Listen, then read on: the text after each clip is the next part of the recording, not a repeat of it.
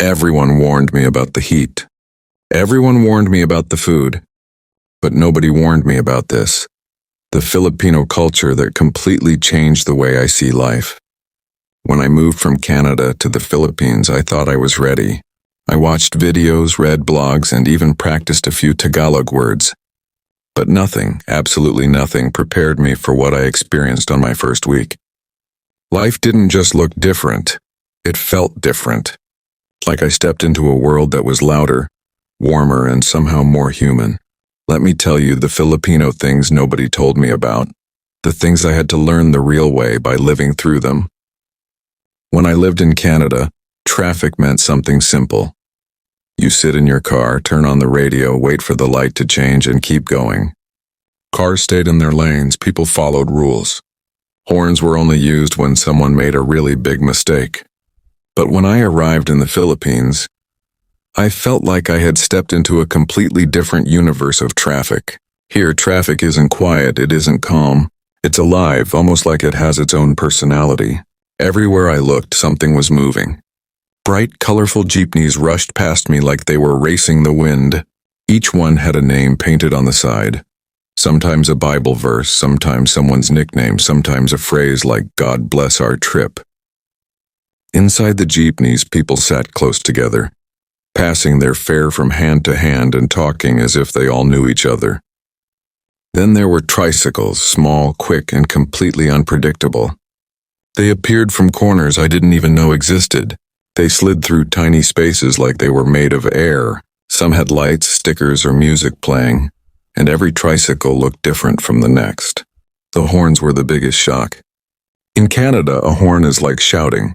In the Philippines, a horn is more like talking. Drivers honk to say, "I'm here. I'm passing you. I'm turning. Move a little, bro. Thanks." It felt like the cars were having their own conversation. At first, I thought everyone was mad. I thought there was an emergency every 5 seconds. I kept jumping every time I heard a loud honk. But after a few days, I realized something. This wasn't chaos. This was communication. This was culture. Filipinos drive using eye contact, hand signals, and a kind of street instinct that I simply didn't have yet. They weave through each other like dancers. It looks wild, but somehow it works better than you'd expect. Crossing the street? That was another adventure. In Canada, you wait for the lights. Cars stop, you walk. In the Philippines, the crosswalk is more like a suggestion. You watch the cars, they watch you. You step slowly, and they move around you in this silent agreement. It felt like I was inside a video game, dodging jeepneys, tricycles, cars, motorcycles, and sometimes dogs. But here's the funny part. After a while, I started to understand it. It wasn't scary anymore, it was beautiful in its own way. Because I realized something important. In the Philippines, the road isn't just for cars. It's for people. Snacks on the sidewalk. Parents carry their babies while crossing the road. Friends hop on and off tricycles like it's nothing. The road belongs to everyone here, and that creates a sense of togetherness that I never felt in Canada. In the middle of what looks like noise, Filipinos somehow find harmony. And inside all that movement, you can see a country that lives, breathes, and moves as one. When I first stepped into a Filipino neighborhood, I realized something instantly. Filipino homes don't just look different from Canadian homes, they feel different. In Canada, houses are closed off. Doors stay shut and people value silence and privacy. But in the Philippines, it's the complete opposite. Homes are wide open, literally. Windows are open to the breeze and doors stay unlocked during the day. People come and go like it's one big shared space. At first I kept thinking, why isn't anybody locking their door? But soon I realized Filipino houses are not built like fortresses. They're built like hearts, open and welcoming. Privacy also works differently. In the Philippines, neighbors, friends, and relatives just walk in and say, "Hello, Po. You home?" Kids run from house to house. At first, this shocked me. But the constant flow of people started to feel comforting. It felt like living inside a community, not just a building. The energy inside Filipino homes is rich. Laughter from the kitchen, the smell of food cooking, kids playing, and neighbors talking. It feels alive. They are built to bring people together. One afternoon, a neighbor invited me for merienda. Before I knew it, I was sitting with 5 people I had never met, sharing bread and noodles. They treated me like family. That's when I understood in the Philippines a home isn't just a place to sleep. It's a place to share, to connect, where nobody eats alone. Filipino houses might be smaller, louder, and more crowded, but the feeling inside them is warmer, kinder, more human. You don't just walk into a Filipino home. You walk into a community full of love and belonging. For someone from a colder, quieter country, that warmth is a culture shock you will never forget. Back in Canada, people are polite, yes. They hold doors, they smile, they help if you ask. But there's a quiet distance, an invisible boundary.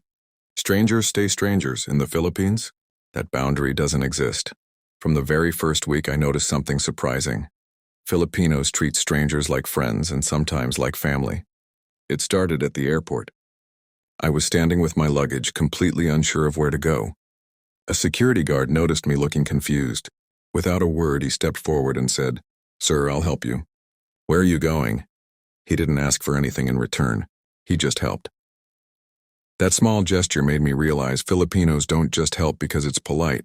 They help because it's human. Then walking down the street, I kept seeing the same pattern. A stranger smiled at me just to say hello.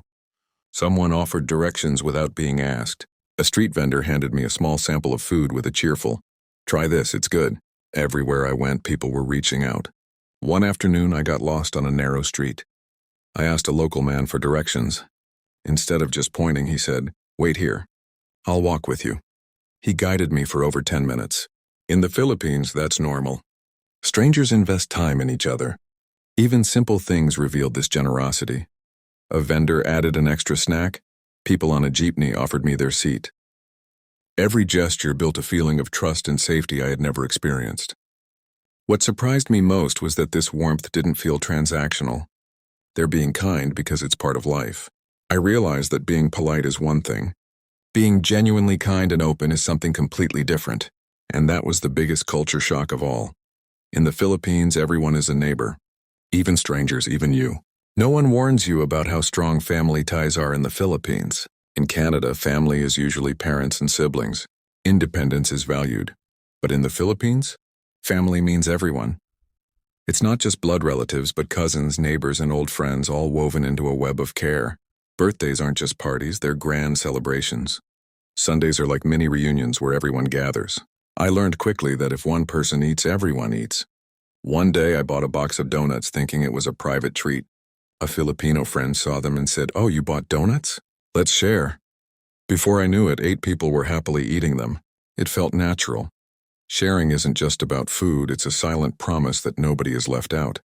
Everyone constantly checks in on each other. At first, this can feel overwhelming, but the beauty is the security it brings. You are never truly alone. I'll never forget one evening. I'd cooked a small dinner for myself when a neighbor walked in and said, "You can't eat alone. Join us." Suddenly, the kitchen was full.